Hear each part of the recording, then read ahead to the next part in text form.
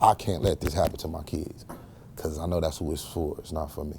Brandon Duncan faced life in prison. Can't go erase it and try to hide the fact that, I just went to jail for 9 shootings that I had nothing to do with or even knew happened. I'm just painting a picture, man, of urban street life. His case got national coverage for San Diego County District Attorney Bonnie Dumanis' use of a little-known California gang conspiracy law. Penal Code 182.5 was part of Prop 21, the Gang Violence and Juvenile Crime Prevention Act of 1998.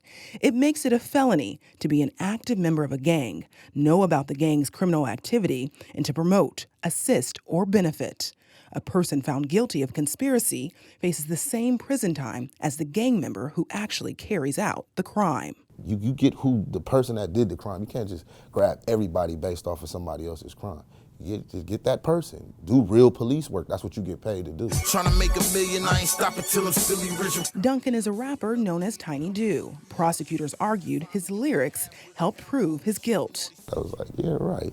I've never in my life heard of somebody going to jail based off of what they talk about in music, especially if it's not connected. Duncan says his music is about his community, not a gang. You mean to tell me for some music you give me 100 years, hang me in the media, dog me in front of my peers? When my mother brought me home from the hospital, she brought me to La Paz, which is a street in Lincoln Park. So yeah, I talk about my community a lot in my music, you know what I mean? And like I say, they felt like, I was talking about a gang street when I talked about La Paz.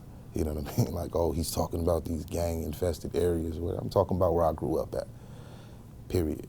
Duncan's charges were part of a larger gang case with 14 other men named. Aaron Harvey was co-defendant number 7. I was terrified. I thought I was gonna die. In 2014, Harvey was living in Las Vegas when U.S. Marshals came for him. Everybody's screaming different instructions. Some people are saying hands up, some people are saying get on the ground, some people are saying turn around. So you don't move, and then when you don't move, it's like there's just a lose-lose situation. SDPD detectives testified his social media accounts revealed his gang ties. Initially, it brings you some hope, right? Because you're like, nobody goes to jail over Facebook pictures, right? Detectives said Harvey's page included pictures of him with other gang members. And then the judge is like, oh, that's enough. So, you're scared. You're back to being terrified, really. Like, I'm really about to go to jail for life over Facebook pictures.